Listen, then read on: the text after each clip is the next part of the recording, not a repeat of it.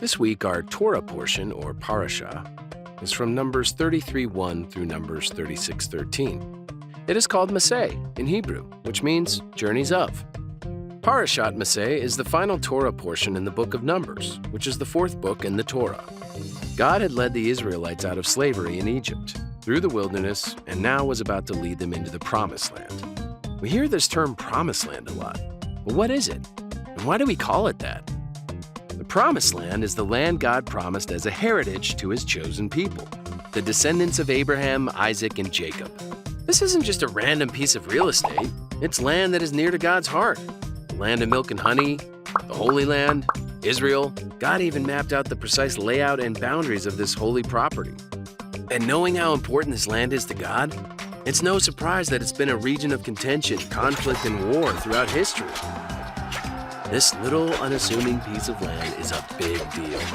And we can better understand this by rewinding about 4,000 years, 500 years prior to the Israelite conquest of the land.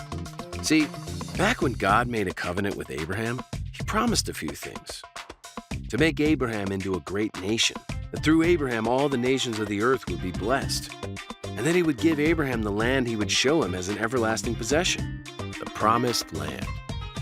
In Genesis, God said to Abraham, "I will confirm my covenant with you and your descendants after you, from generation to generation. This is the everlasting covenant. I will always be your God and the God of your descendants after you, and I will give the entire land to you and your descendants. It will be their possession forever, and I will be their God." This was God's inheritance to Abraham's descendants for all time, which means that as the Jewish people, this is our inheritance. The land of Israel matters to us as a nation and a community. It is an inseparable part of our covenant with God. He Himself called it an everlasting possession.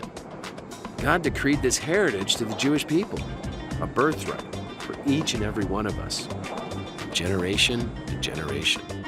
Now, this doesn't mean God loves certain people more than others.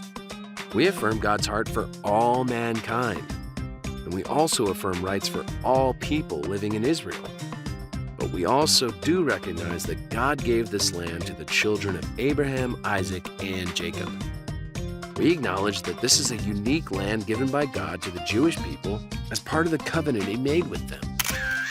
As we close out the book of Numbers, let's celebrate our God-given birthright, the wonder of Israel, the Promised Land, an everlasting heritage from the Lord.